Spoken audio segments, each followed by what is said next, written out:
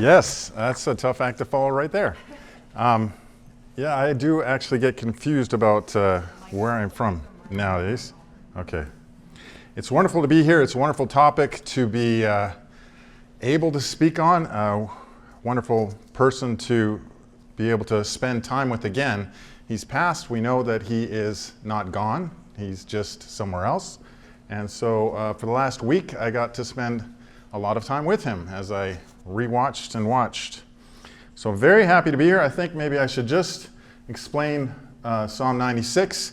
It was particularly verse 2, declare his glory to the nations. This is something we sing. It's something that I think Charlie was doing. So let's get, now the trick here for me will be to coordinate my hand with my mouth. So we'll see if I can figure it out. So why did we get so impacted when Charlie died? I think particularly on this side of the border, not a lot of people knew Charlie that well before his death. I don't know if that's, I've talked to a lot of people, and it really seemed that it was afterwards that they started getting their feed filled with him. I think most of us hardly knew him before he was shot. He was just this name. He was like an American commentator. You know, there's a dime a dozen of those. So that was all he was, but then he was murdered. And if your Facebook, X feed, whatever, Instagram was like mine, then suddenly it was all filled with Charlie Kirk. And if your social media feed was like mine, then you started also hearing from maybe your liberal friends, your liberal family. You know, I knew of him, but I started getting the measure of the man with all these different clips coming through. And it was just this night and day departure from what, you know, cousins and aunts were posting about him. They were seeing a completely different person. And some of what I was seeing was just baldly wicked. It was just lies. It was vicious. But from liberal family, you know, it was more subdued. I don't know if you guys were getting this. Maybe it was just me. But nobody wished him dead. But, you know, they did have to say something about this guy. They did have to explain that they wouldn't want him dead, but they couldn't approve of what he was like because Charlie Kirk was cruel. I mean, he was sexist. The guy was racist. He was heartless and backward, and they had the receipts to prove it. But when you started seeing what they were looking at, what they were sharing, you know, okay, let's start with the toughest one. He was cruel because if his 10-year-old was raped, he wouldn't want her to murder the baby. That's the toughest situation you can think of, and they're playing it like a gotcha, right? No thinking this through, no, he just hates his child. He would subject her to this. He was sexist for saying wives should submit to their husbands. He's a racist for opposing hiring people based on their skin color. He's heartless for preferring the word sympathy to empathy. I didn't even get what was going on there, and I tried to figure it out, but somebody likes to use a different word, I'm okay with that. He was backward for saying that marriage was one man and one woman. So they hated Charlie because he was saying the very same things that we read in God's Word, and what we know to be true, what we hear off our pulpits, what gets taught in our schools, and what we share with our children around the dinner table. So the strange thing was these same liberal friends and family who had to denounce him don't denounce me. I still talk with them. We still get along. So I was wondering why that was. Why did they go after him? And he's saying all these things that I'm going, right on, well put. And who are you even saying it to? Bravo. Well, why do they hate on him and not me? And I'll just speak for myself. And I think it was because he was a bolder and braver man than I am. He reflected God more brightly. He was saying things that I too often am only thinking. So the truths that we profess in the privacy of our homes, our churches, schools, Charlie Kirk was bringing to college campuses. He was speaking these to kids with all the rainbow color, blue and pink hair, loud and proud Marxists, guys in dresses, folks with all sorts of personal pronouns. He's speaking it to them. He was talking to the brainwashed on their home turf, and he's willing to go speak to their college professors too. So he did it unafraid as a Christian, proud of his heavenly Father, and he was killed for it.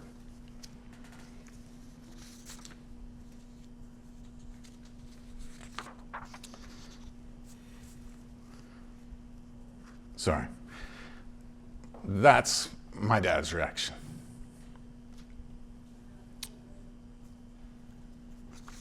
So, I'm sharing this with my 85-year-old dad. He's not on social media.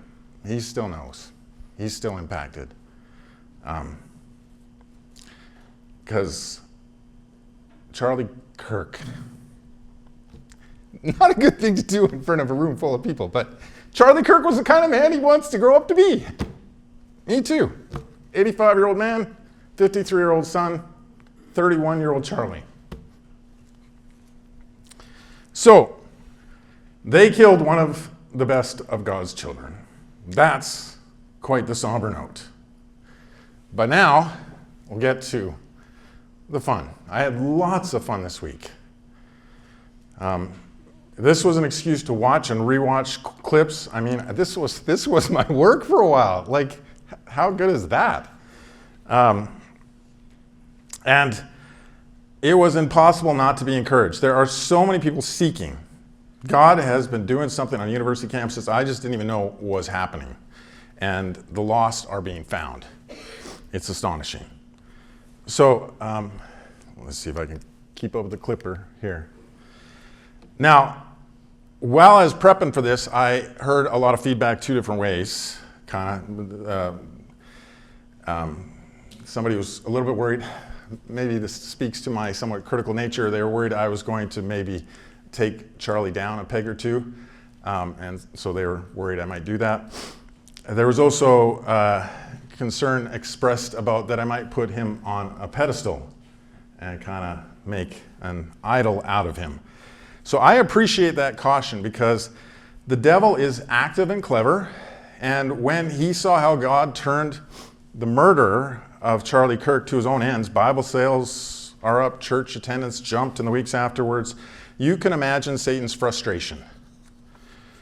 And it wasn't hard to imagine Satan's next play. If a man gets killed for his faith, if he gets killed for his love for the Lord, and the world just stops and wants to know more, they want to know what makes that guy tick, then the devil's going to do all he can to make the focus stop at the man and not on the God who he worshipped.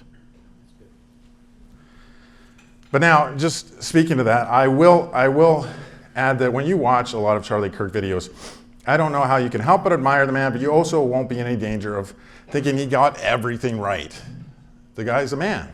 He speaks to all sorts of things. On this side of the border, what was probably maybe most off-putting about Kirk was his all-in defense of President Tariff Trump. So, but again, that's not what he was best known for. That's not what he was most hated for, and that's not what we're looking at tonight. What we're focusing on here is everything about him that the world, including all of our liberal friends and co-workers and family, most hated and denounced him for, and what our Heavenly Father had clearly laid out as his own truth. So what I'm going to offer up tonight are 3 ways that Kirk was special, but maybe more important, also imitatable.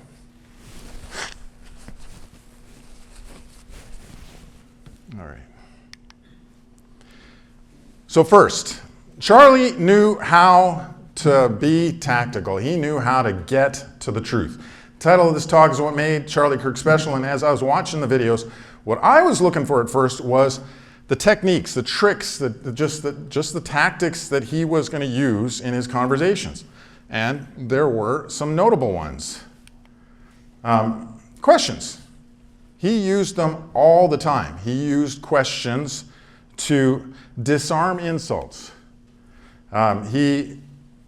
This guy was called every name in the book, right? So what's the proper response? You're a fascist. Can you define fascism? I don't know how many times I saw that one with different students. I don't think these guys watch Charlie Kirk videos because nobody, I mean, I gotta say, I actually had to brush up on it because I was going, what is the difference between fascism and socialism? I gotta figure this out again. But none of them knew either. So, there you go. So questioning any insult is incredibly effective because when somebody's reasoning like a second grader, somebody's calling you a poopy head, hey, what do you mean by that? What prompted that? I mean, like, it's a brilliant way to disarm things. Oh, you're sexist. Why are you calling me sexist? What did I do? I don't know. And they're probably not going to because if they're doing the name game, if they're name calling, they're probably not a brainiac. And if they do have something, well, then you've furthered the conversation. So somebody wants to call you chauvinist. Do they know what the word chauvinist means? Let's go there. Kirk also used questions to clarify. He got his opponents to explain themselves. He talked to so many confused kids that were just spewing nonsense. And they didn't know it. I mean, some of them did, but they thought they had a point to make and they didn't have a point to make. And so somebody needed to show them. So he got them to show themselves. Can you explain that? What do you mean by that? It's a winsome approach. It expresses interest. I don't understand. Could you explain yourself? What do you mean by that? Hey, showing interest to the person who's talking to you. But it also puts the shoe on the other foot. Now they have to explain themselves. Questions are any sort of debater's best friend. But if you now have somebody who's having a sincere discussion, questions also get you to the heart of it. This is how you seek understanding. So it's brilliant. But here, somebody attacks Charlie for denying a woman's rights. Okay. This is one that came up a number of times too. Where do rights come from? Where do you think rights come from? This was another one that was just a joy to watch. If you think, just to watch a kid trying to wrestle, some kid who's been taught that he's only stardust, wrestling with something. Well, the state gives you rights. Okay, well, if the state gives you rights, then couldn't the state just take them away? Yeah. And if the state could just take them away, then what the Nazis did to the Jews is okay. Well, Charlie's appealing to what's written on our hearts. We all know that what the Nazis did to the Jews is not okay. Everybody knows that. Only the most obstinate, there were college students who would kind of almost say, yeah, everything's relative. But for the most part, he's reaching them with this. They know. So are they willing to concede that rights have to come from something above the state? Nah, maybe that didn't happen in the instant. But they know they're standing on thin air. They've got no foundation. He's clarifying that for them by getting them to explain themselves. Questions are a brilliant tool in any debate. And if you watch Charlie, it seems like half the conversation is just questions. Okay? Yeah. Another tactic was, well, Charlie seemed to understand Proverbs 26:4, verse 4-5.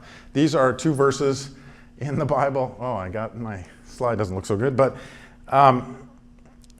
they're some of the more intriguing verses in the Bible because one flatly contradicts the next. Answer not a fool according to his folly, lest you be like him yourself. Answer a fool according to his folly, lest he be wise in his own eyes. Okay, what is it? Which should you do? Well, that is wisdom. And Charlie had it. So he didn't waste time on fools. He was happy to take questions from anyone and everyone, but he had a lot more patience for the honestly confused, sometimes for the more entertainingly confused, but you know. But he did seem well aware of God's injunction that there are times where you just shouldn't be answering this guy seriously. And this is a lesson that we need to learn. This is an important lesson for Christians, because when some enraged feminist comes at you and says that, this is another one, that if the mother wants it, it's a baby, and if the mother doesn't want it, then it's a parasite. Okay, that is not an argument to be engaged in seriously. That is stupid.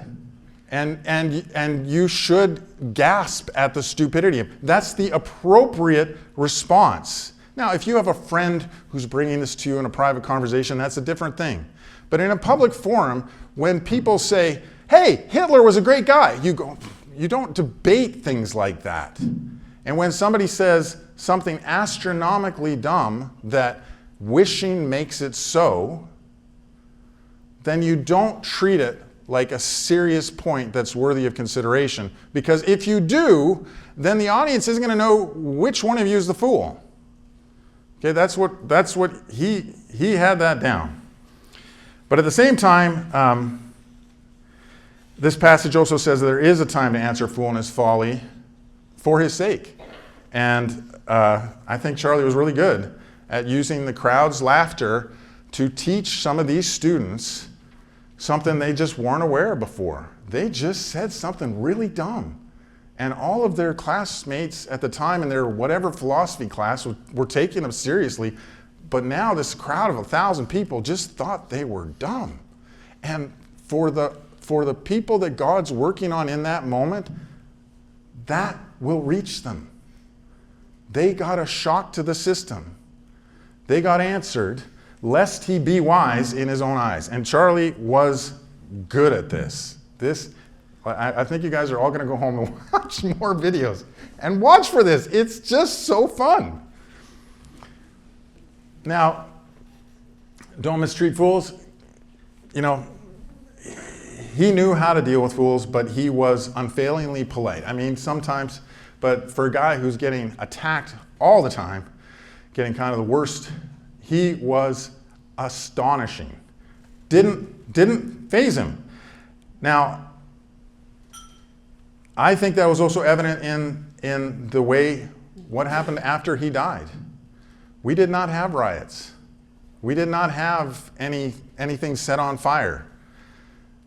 Charlie's calm was a witness. Everybody else's calm was a witness too. This was a completely different thing. Whoa. And to God's glory. You know, more people are going to church, people singing psalms and hymns. How can the world contend with that sort of witness? So I could hit on more tactics, but I'm going to just hit maybe one more. And this is a big one. He was so confident and just downright unshakable. I don't think I saw him get flustered. Saw him sometimes pull short. He didn't have an answer sometimes. I didn't think I ever saw him flustered. Why is that? I mean, if I got tripped up at something and there's a crowd of thousands watching, I might feel embarrassed. And I think that says, again, a little bit about something about me, where I'm getting confused about what this conversation's about. I'm thinking it's about me showing that I'm smart, and he thought it was about something else.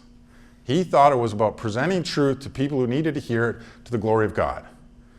So why is he unshakable? One of the funner videos, I could use that word all the time, but one of the funner videos was, you guys probably saw this, 25 woke students take on Charlie. He actually got confounded by one guy. And afterwards, he shook the guy's hand and said, that was a great point. Why? Because if it's true, it's God's truth. If Charlie learned something, that's cool.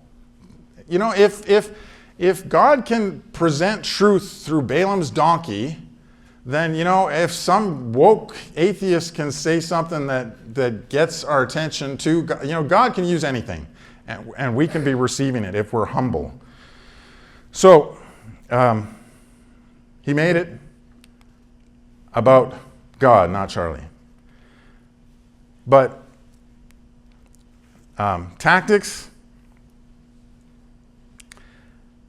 and we all know that he was one of the more studied people. This is maybe where it's a little bit intimidating to listen to him, maybe even a little bit discouraging to listen to him, because you go, hey, when am I going to know all that and have it right there like that?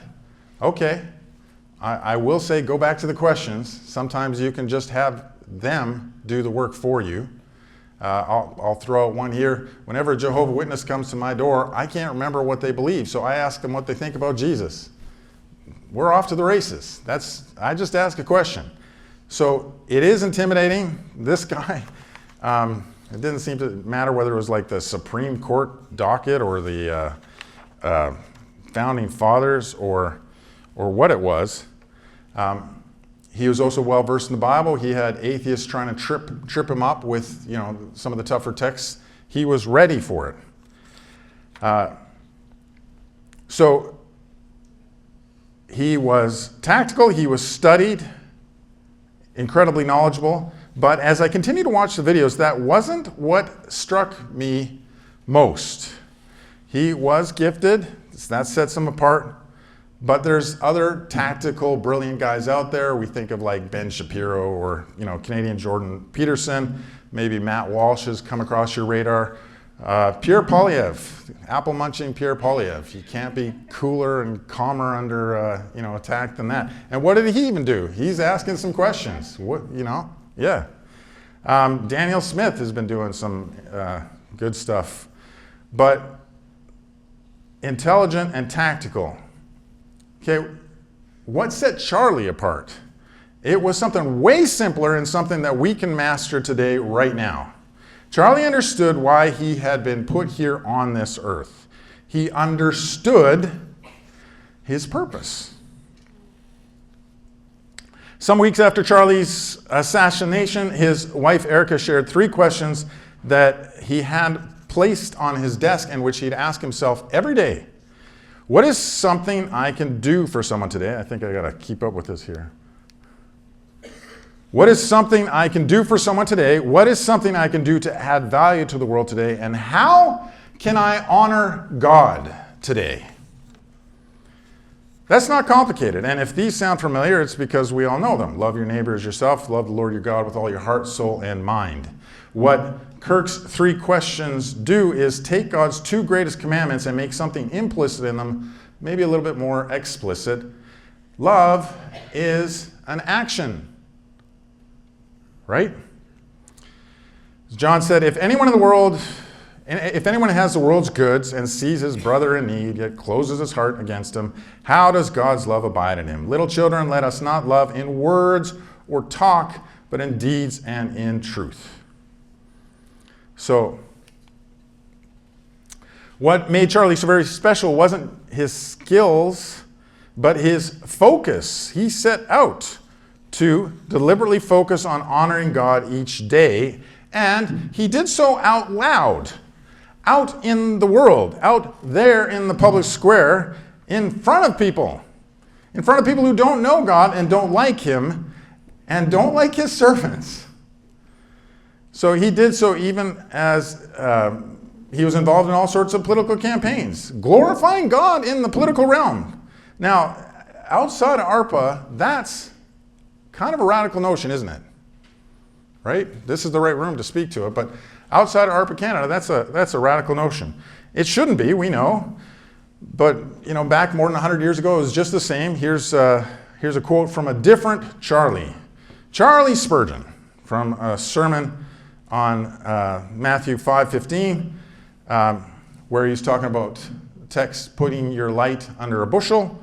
I long for the day when the precepts of the Christian religion shall be the rule among all classes of men, in all transactions.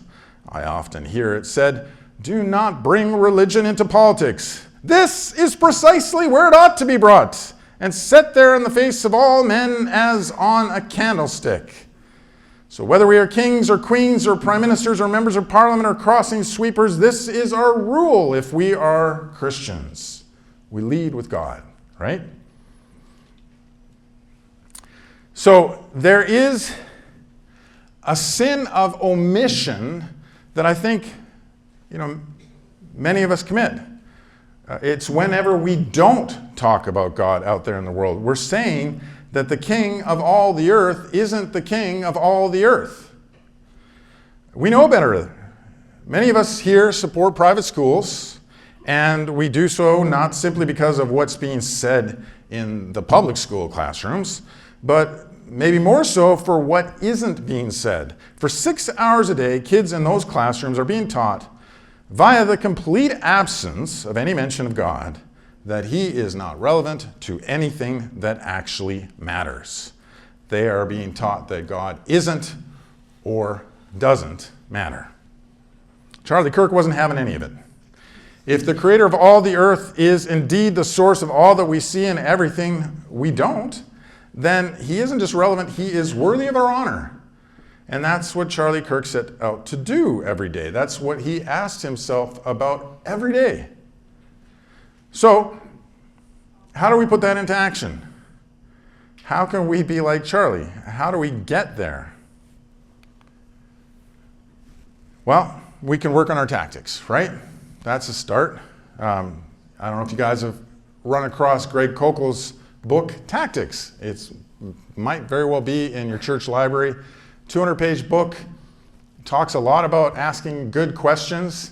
Very good primer, very easy, very accessible. You read it and you will be better prepared for any conversation right from the start. What's his name again? Greg Kokel, K-O-U-K-L. And of course, you can watch Charlie Kirk videos and you can have a lot of fun. And you can watch them with your kids and you can comment on what's going on. You can just, this could be an interesting movie night. This is one where the kids are peering over your shoulder. So we can work on our tactics, for sure. That's maybe a little bit of a longer term project. It's a 200-page book, that's at least a little bit of reading.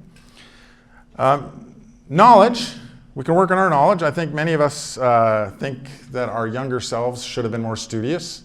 I don't like sharing my grades with my kids. But if 20 years ago would have been the best time to start reading, well, today's maybe the next best, right? So read God's Word. Get involved in a Bible reading challenge. And don't worry if you fail. I will just sort of own up that we've been reading through the Bible in 1 year.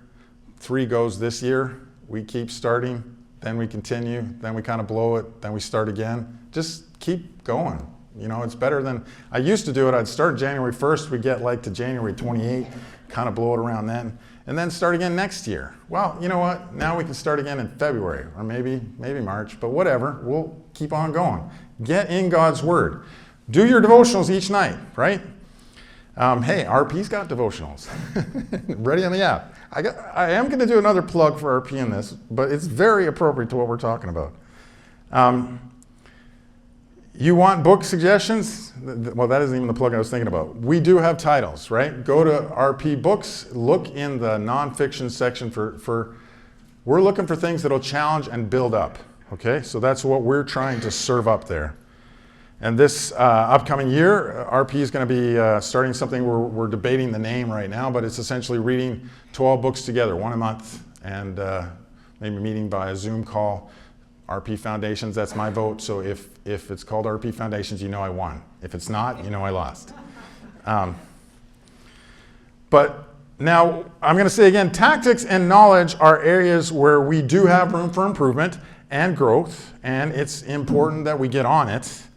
But those are longer term projects, and there's something more immediate and more important we can get to now. I shouldn't say tactics and knowledge aren't important, but Charlie Kirk didn't start off knowledgeable either. This is a guy who started this at 18, and you can imagine, the guy was smart, but we don't have videos of him at 18, and there's probably a reason, right? So he was doing it, and he was growing in knowledge, but you don't need to know it all to get started.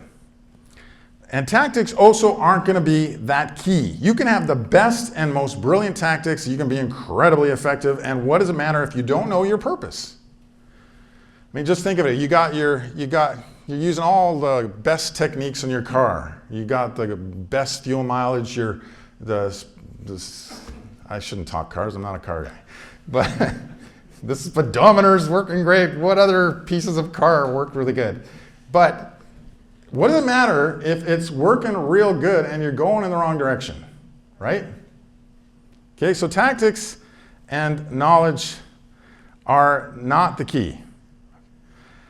More important than all those is understanding and embracing your God-given purpose. This is what really set Charlie apart. He knew, as our Presbyterian brothers and sisters profess it, that we were made to glorify God and enjoy Him forever. Now, if you want some encouragement, consider how Charlie started. Like if you're worried, you know what, he did it so much better, I haven't been doing it so great. Okay, you know what, this is a guy who began his career pushing conservatism, not Christianity. He wanted to introduce college kids not to Christ, but to Thomas Sowell, the economist. But as he talked to these kids, these lost, propagandized, clueless kids, he started seeing what the real need was. And they weren't lost because they needed free market principles. That wasn't it. It wasn't that they needed to know more about America's founding fathers. They were lost because they didn't know their Heavenly Father. So that's where he pivoted. That's what started coming up more and more. So now, what does it look like for us to daily seek to honor God? There is, of course, no shortage of ways that we could do this, but I will say that I think that it starts with repentance. Maybe not for all of us here, but I think maybe for most of us, we have, in the name of effectiveness or politeness, strategy maybe just simple cowardice. I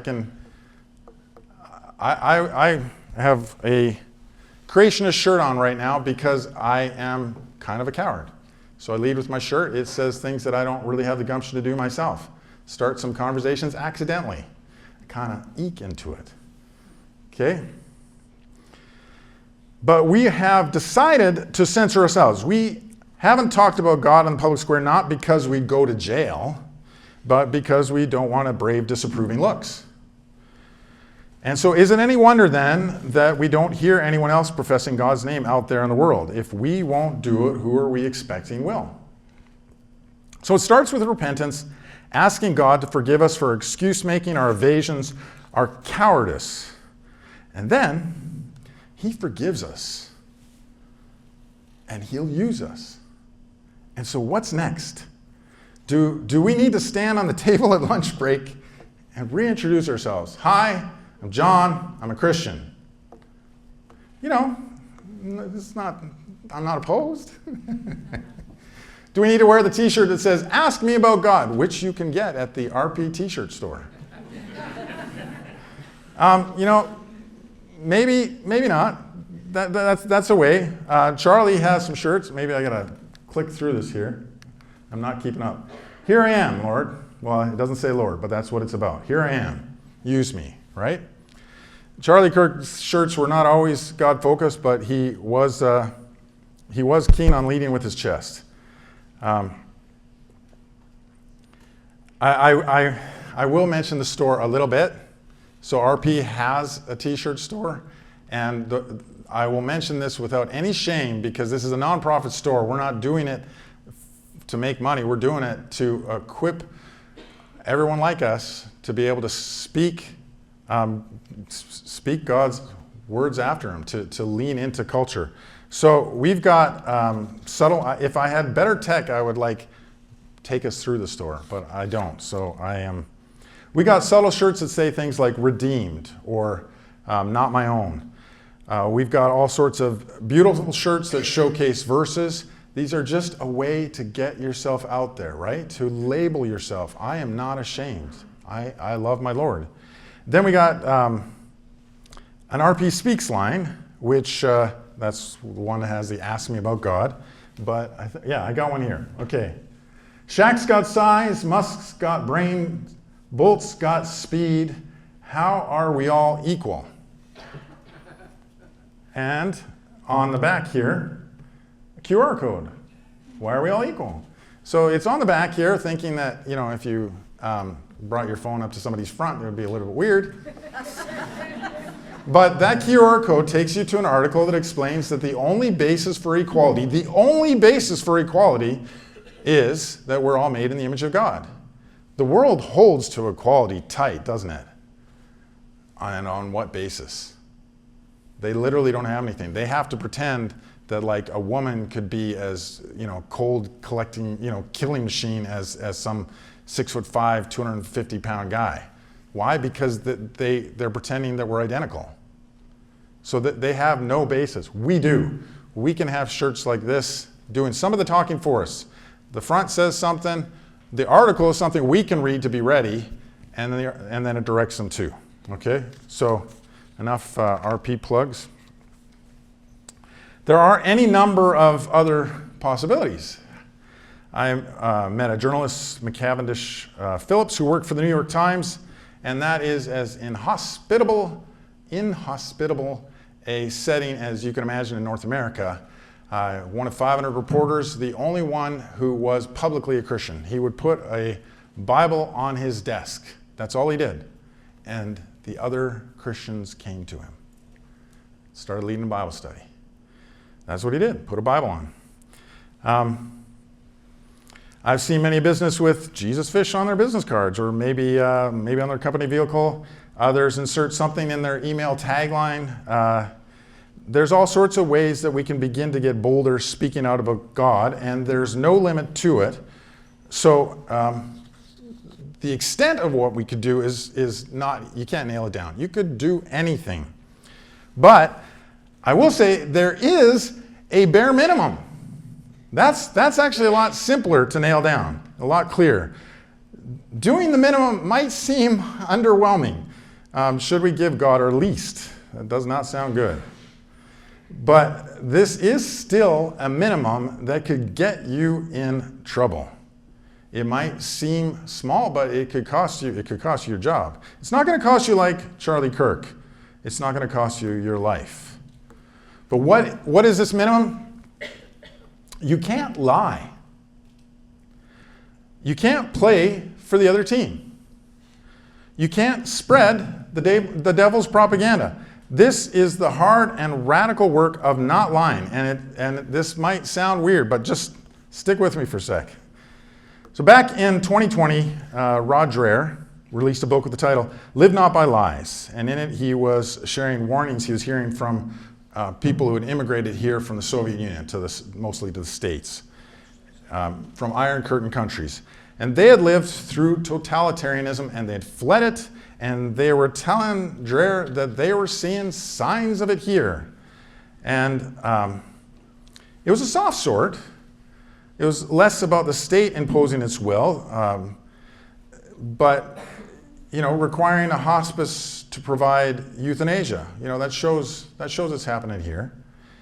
This softer totalitarianism is about a culture that'll ban Babylon Bee off of Twitter until Elon Musk rides to the rescue.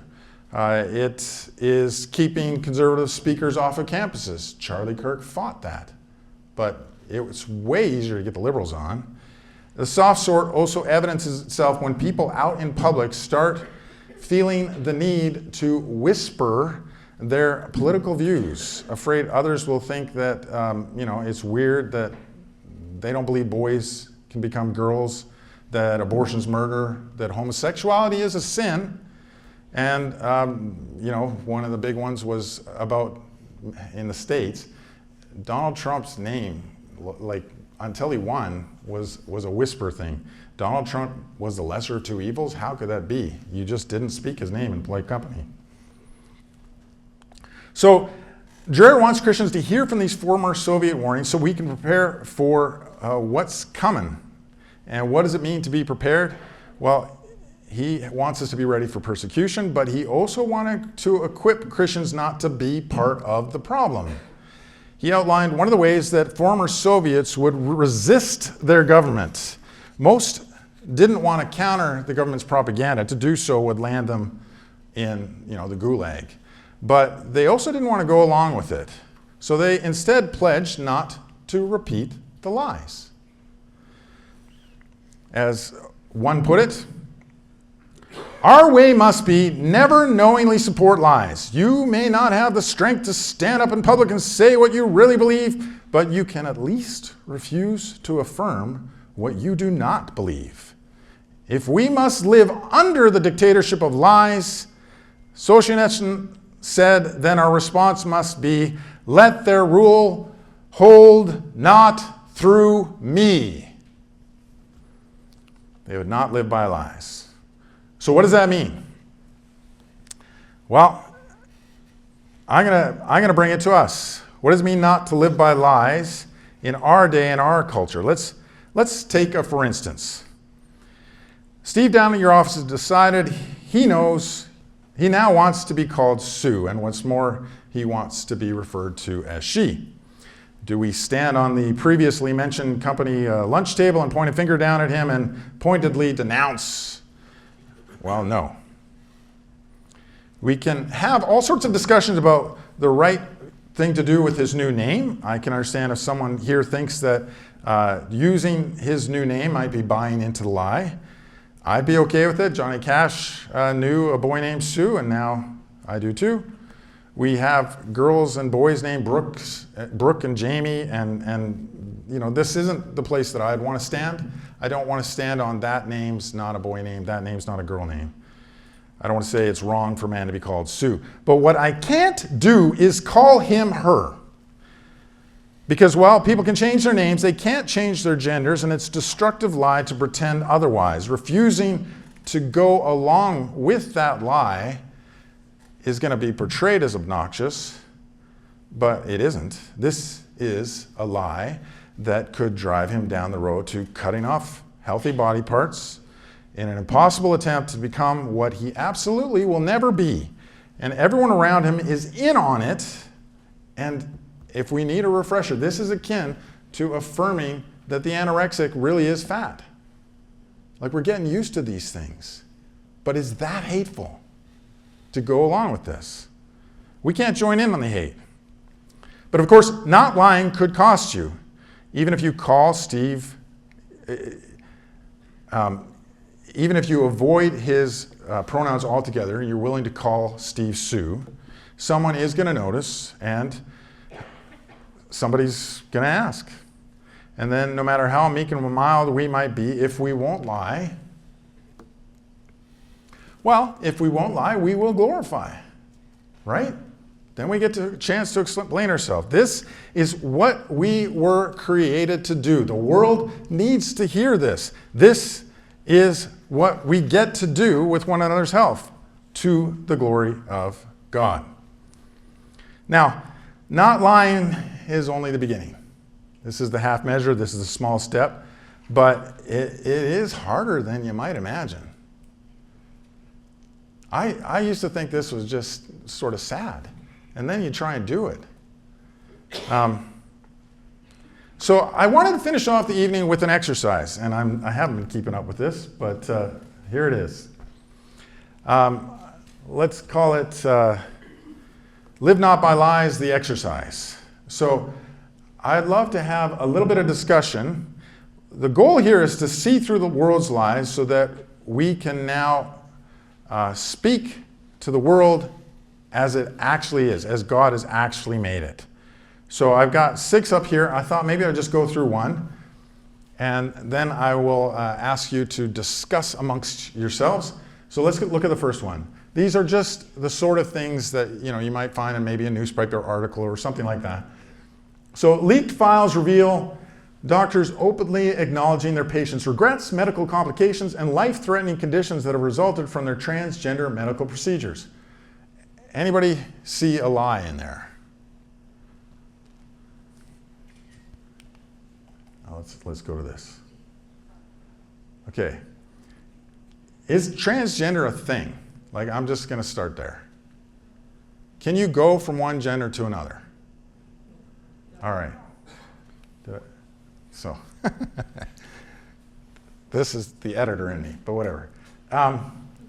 Is it a medical procedure? What do you think of when you think about medical procedures? If somebody amputates your arm just for the... Is that a medical procedure? Or is that mutilation?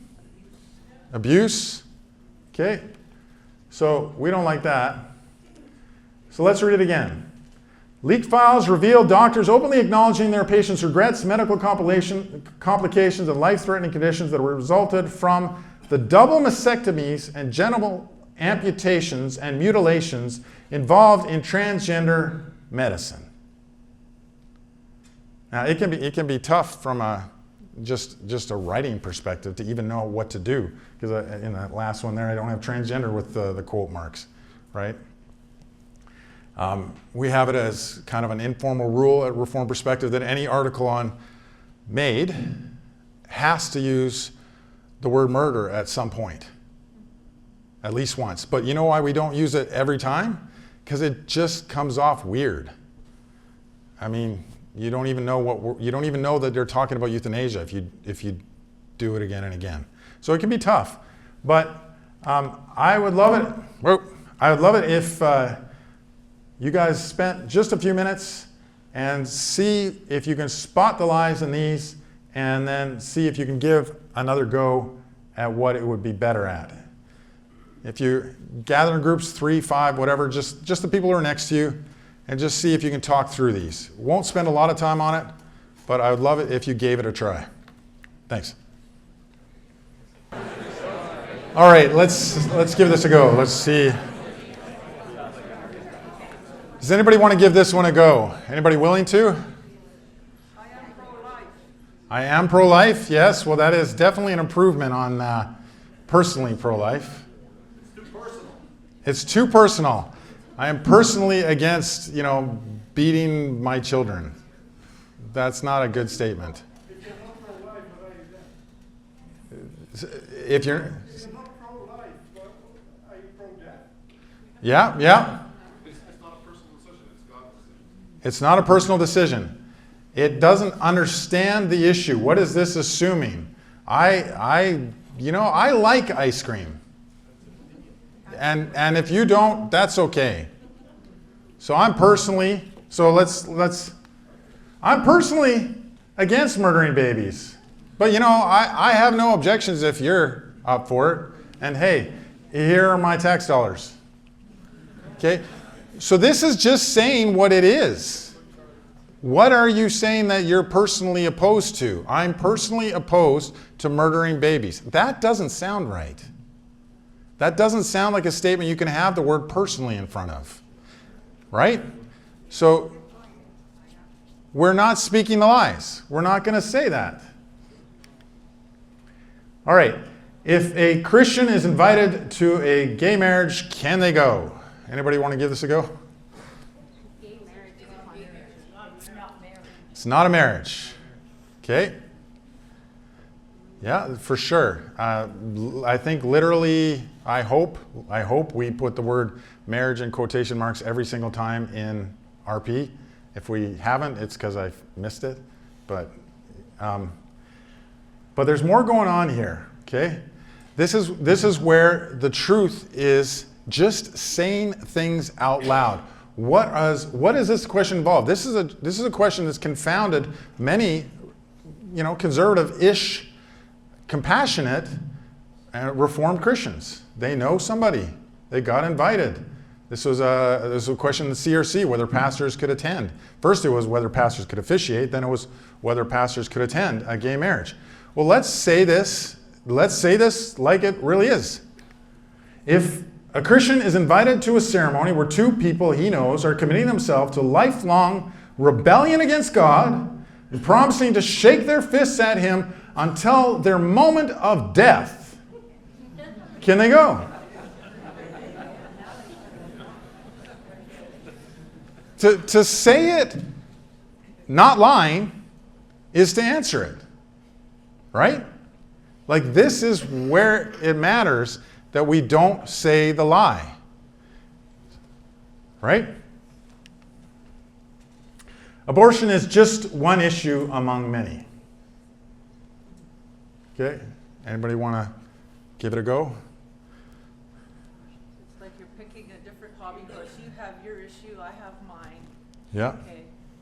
Yeah, what is just one issue among many? What is this thing that we're talking about? Yeah. So let's say that instead of the word abortion. The murder of 100, this is what's happening in Canada, the murder of 100,000 babies each year, year after year, is just one issue among many. Sounds a lot different, doesn't it? Right? Speak not lies, right? Okay, this one's...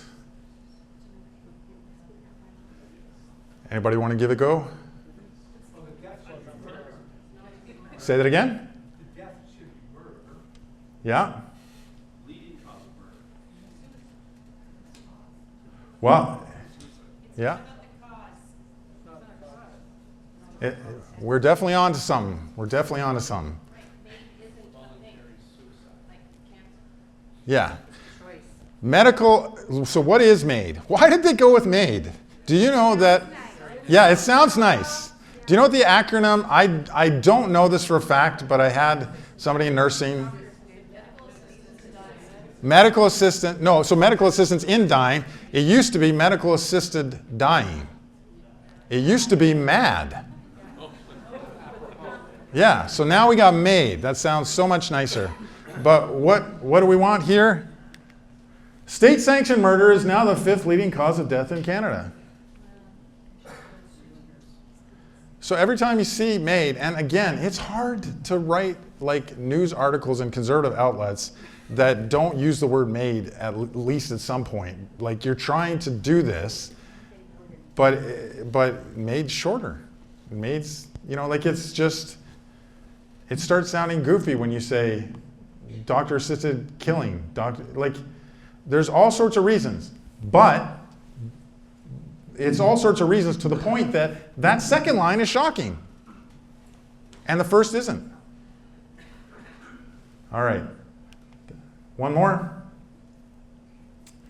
The schools want to make their sports teams more gender inclusive. What a wonderful, you know, that sounds nice. They want to get rid of women's sports. Right there. They want to get rid of women's sports. That doesn't sound nearly as nice. This school wants to open up their girls' teams to confuse boys who'd be allowed to change in the same dressing room at the same time as the girls, and any girls who protested would be told to just get over it. Wow. Now here's a challenge. That one's way longer. But it's worth the effort, isn't it? We can't buy into the lies. Now, I had others, but I think this gets the point. Maybe I'll throw them up here, and if afterwards you guys want to work through these on your own. I was just so grateful for the invitation to be able to do this. I'll just end by encouraging you guys to go check out more of Charlie Kirk's videos.